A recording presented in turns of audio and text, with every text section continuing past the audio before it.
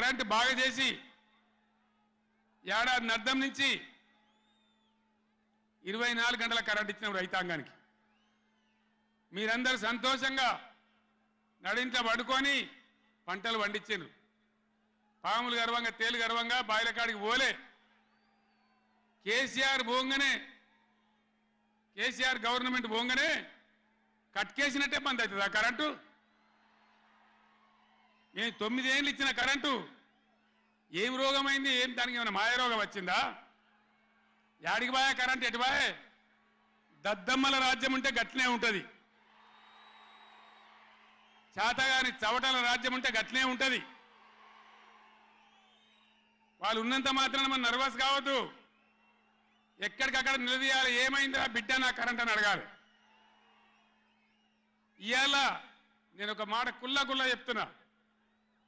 మొన్నటిదాకా నడిచిన కరెంటు కాకుండా ఇదే మిర్యాలగూడ నియోజకవర్గంలో దామరచర్ల మండలంలో 4000 మెగావాట్ల పవర్ ప్లాంట్ కట్టినాం. ఇదే జగదీష్ రెడ్డి గారి నాయకత్వంలో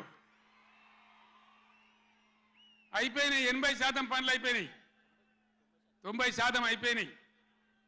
అది కష్టపడి చేసేస్తే 2-3 నెలలు తిప్పల పడితే 4000 మెగావాట్ల పవర్ వస్తుంది. రామగుండంలో ఆనాడు మొదలుపెట్టినటువంటి ఎన్టీపీసీ పవర్ వచ్చేసింది. ఆల్రెడీ 800 మెగావాట్లు వచ్చింది. ఇంకో 800 మెగావాట్లు రాబోతా ఉంది. అంటే ఆనాడు నేను నడిపినాడు ఉన్నదానికంటే 5600 మెగావాట్ల పవర్ కరెంటు ఎక్కువ ఉండంగా కూడా వీళ్ళకి ఏం రోగం పుట్టింది? కరెంటు ఎందుకు ఇస్తలేరు? ఎందుకు తిప్పల పెడుతున్నారు? బిడ్డ అయ్యేలా చెలో నల్గొండతోనే ఆపం. ఎక్కడ దొరికితే అక్కడ బదాలు నిలదీసి మీ కథలు చేస్తాం. ప్రజలను కరెంటుకు తిప్పల పెట్టినా, నీళ్ళకు తిప్పల పెట్టినా, మంచినీళ్ళకు తిప్పల పెట్టినా ఎక్కడికక్కడ మిమ్మల్ని నిలబెడతాం. మిమ్మల్ని గవర్నమెంట్ తెచ్చిండ్రు, మాకేం బాధ్యత ఇచ్చిండ్రు? ప్రతిపక్షం బాధ్యత ఇచ్చిండ్రు.